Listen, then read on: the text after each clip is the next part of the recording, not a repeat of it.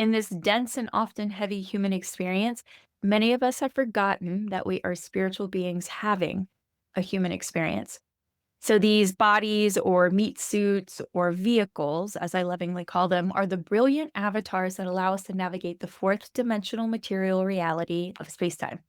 These vehicles come equipped with their own hardware and programming, from the amygdala, fascia to the nervous system, and the cellular inheritance that we call epigenetics. Our bodies store ancestral memory.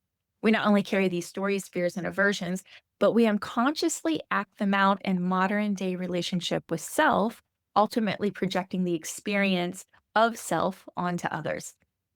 The software of this vehicle, which is our sense of self, our personal reality, or ego, is just as choreographed. It is built from stories handed down through generations, which includes our family systems of origin, our cultural conditioning, our governments, our religions, our media, pop culture, Hollywood, the country we were born in, hell, even the silent expectations of those who raised us. We are a species that is lost in the illusion or the Maya of who we believe we are. And greater than ever, we're seeing a resistance. So people who are waking up from the dream intuitively with a deep knowing that we are more than this and that we can experience more than this. So all across the planet, one by one, the code of remembrance is being activated, and souls are being called to step out from the shadows of the illusions handed down to us. In these times, many are awakening to the absolute absurdity of this current paradigm. And as we transform within, we catalyze an external shift of collective change outward. Because when one person remembers who they are, like a ripple, they help the world to remember too.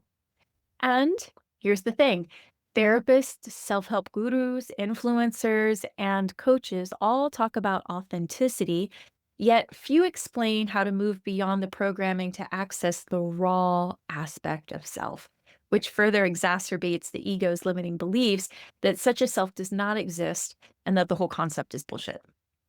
Our personal realities and relationships are reflections of our sense of self, which is made up of five governing aspects. So here we have our innate personal values, not the ones that come from our families or systems of origin. Here we have our standards, we have our boundaries, our morals, and integrity.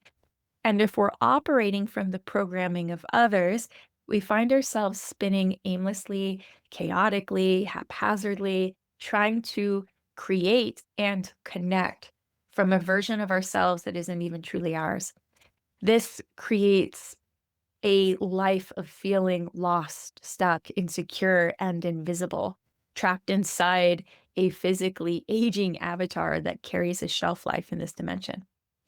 Or we cling tightly to the ego of the avatar, to its limiting beliefs, its fears, its aversions, judgments, and criticisms, all in the name of feeling safe. Because the fear of not knowing who we really are just feels too unstable to bear. It shakes the ego to its core. But the truth is to know who you truly are, a version of you must die. And that's the version that you did not consciously create, but the one that was imposed upon you. When we anchor too deeply into the ego and the mind's constant chatter, then we drown in ancestral trauma, collective illusion, and the shadows of our own wounds. And then we call it reality. It is here that our mental health is truly challenged and begins to unravel.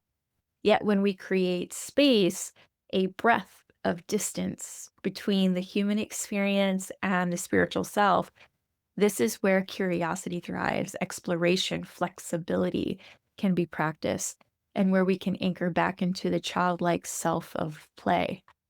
This is what true freedom is: to not be acting out the traumas of others, living from our own wounding and subconsciously recreating the past over and over with new actors.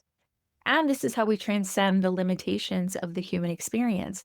It's not through the avoidance of self, but moving deeper into the self. So, if this work resonates and you feel a curiosity or a deep calling to inner work, authenticity, and dissolving the illusion of self and other, then this invitation is meant for you. I'm inviting you to join me in learning your innate internal system through the Becoming Whole workbook. It is a 58-page guide to help you meet your authentic self through deep exploration, curiosity, self compassion, and accountability. This is the deep spiritual work to recognize the human avatar for what it is, the vehicle that allows the spiritual being to have a material experience. And when the spiritual being drives the vehicle rather than the wounded ego, then that is when your life, your reality, and your relationship with self changes insurmountably. There is no greater catalyst for such powerful transcendence of the ego than doing the inner and spiritual work. Inside the workbook, you'll uncover tools to support you in learning your innate values, your standards, your boundaries, morals, and integrity, which are all the inner architecture that defines who you truly are, the life you're meant to live, and the perspective in which you see the world.